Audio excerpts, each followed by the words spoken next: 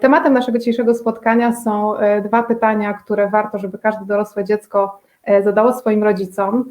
I chciałabym może zacząć od tego, w jakich warunkach warto taką rozmowę z rodzicami przeprowadzić. Bardzo istotne jest to, żeby mieć na taką rozmowę czas, żeby nie prowadzić jej na przykład przez telefon, jeżeli możemy poprowadzić ją na żywo, tylko żeby dać sobie i rodzicom przestrzeń na taką swobodną rozmowę. Czyli warto zagaić na przykład, jeżeli będziemy mieć wspólne popołudnie, jeżeli mamy taką możliwość, jak to było, kiedy mamo byłaś ze mną w ciąży, tato, kiedy na mnie czekaliście. Dlatego, że jak pokazuje moja praktyka i też doświadczenia moich klientów, wygląda to tak, że kiedy my zadajemy od razu pytania takie celowane, czasami rodzice mogą być po prostu zaskoczeni i jeżeli zadajemy je bez kontekstu, ta odpowiedź może być niepełna. Natomiast w momencie, w którym zadajemy to pytanie już w pewnym właśnie kontekście, czyli rodzice już mogli opowiedzieć nam trochę o tym okresie ciąży, wtedy jest łatwiej do tego nawiązać. Pierwsze pytanie, do którego zadania bardzo mocno Was zachęcam, to jest pytanie o genezę Waszego imienia. To jest bardzo istotne z kilku powodów. Przede wszystkim dlatego, że imię to jest tak naprawdę ta nasza tożsamość. To jest to słowo z całego zbioru słów, które mamy do dyspozycji, które kiedy usłyszymy w tłumie, odwracamy się. Tak? To jest wyraz, który nas w pewnym sensie też określa w społeczeństwie. I znajomość historii imienia może przynieść nam informacje na nasz temat, których byśmy w inny sposób nie pozyskali. Na przykład w naszej kulturze bardzo popularne jest nadawanie imion po przodkach. Być może nawet tutaj wśród osób, które mnie widzą, widzę, że też dołączyła Iwona, Waldemar, Hania i Ania, bardzo mi miło Was widzieć. Być może też ktoś z Was nosi imię po babci, po dziadku lub po innej osobie z rodziny. Ja sama jestem takim przypadkiem, noszę imię po kuzynce mojej mamy. Taka sytuacja ma swoje plusy i minusy.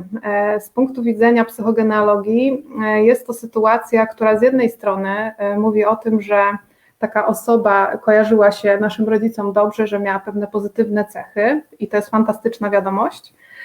Natomiast z drugiej strony ona jest pewnym obciążeniem dla dziecka, dlatego że jeżeli rodzice chcą, żebyśmy my kogoś upamiętnili, bo właściwie o to chodzi przecież w nadawaniu imienia po kimś, to tak naprawdę jest to takie oczekiwanie wobec dziecka, żeby ono cechy tej osoby ujawniało.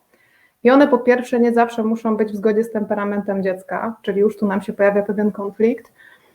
Po drugie są takim zadaniem dla dziecka dodatkowym już od początku życia.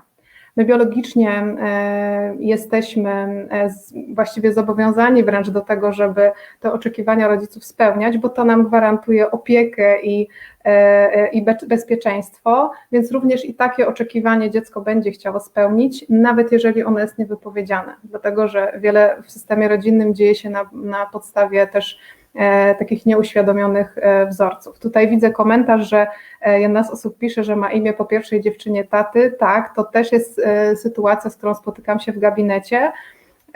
Mogłabyś, Alicjo, na przykład, gdybyś chciała pogłębić ten wątek, zapytać o to, jakie cechy miała ta dziewczyna i w związku z czym, jakich cech tata podświadomie oczekiwał od ciebie i być może też będziesz w stanie odkryć, co za tym imieniem się kryje.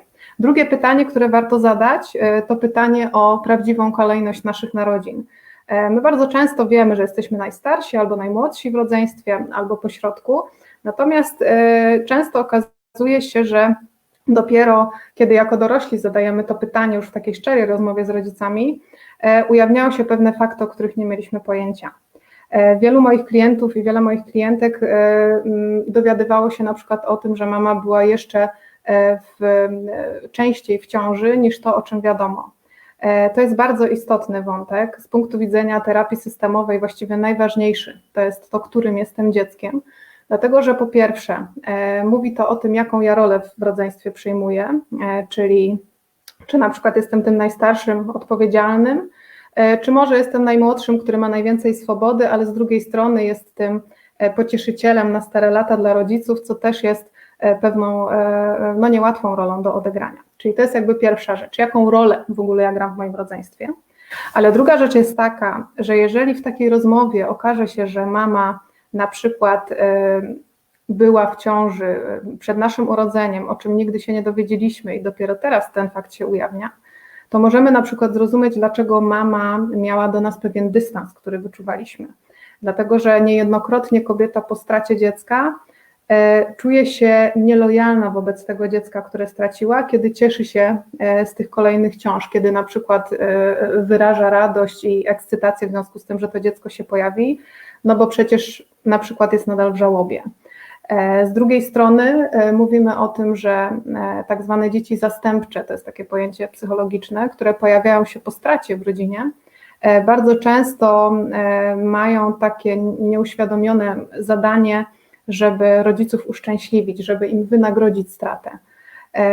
I to niestety wiąże się z tym, że wiele takich osób na przykład wchodzi w taki schemat perfekcjonizmu, no bo chcą udowodnić swoim rodzicom, że zasługują na to, żeby tu być i też, żeby rodzicom wynagrodzić stratę. Widzę, że piszecie o swoich historiach imion, na przykład o tym tutaj Katarzyna pisze, że były negocjacje między rodzicami, Hania pisze o tym, że na szczęście nie dostała imienia, żeńskiej wersji imienia po dziadku. Tak, takich historii jest mnóstwo. Bardzo Was zachęcam do tego, żebyście te dwa ważne pytania rodzicom zadali, czyli pytanie o prawdziwą kolejność narodzin i pytanie o genezę Waszego imienia. Jestem bardzo ciekawa historii, które przyniesiecie. Jeżeli macie pytania dotyczące tych wątków, to bardzo proszę napiszcie w komentarzu. Ja chętnie uczynię z tego temat kolejnego live'a, bo już czuję, że to jest ta forma, w której będę bardzo chętnie się z Wami kontaktowała i przekazywała swoją wiedzę. Bardzo Wam dziękuję za uwagę w tym naszym dzisiejszym spotkaniu. Trzymam kciuki za Wasze rozmowy z rodzicami. No i co? Trzymam też kciuki za to, żebyście znaleźli przestrzeń na takie spotkania i za to, czego się dowiecie. Jeszcze raz serdecznie dziękuję Lidii Buksak za zmotywowanie mnie do tego dzisiejszego spotkania.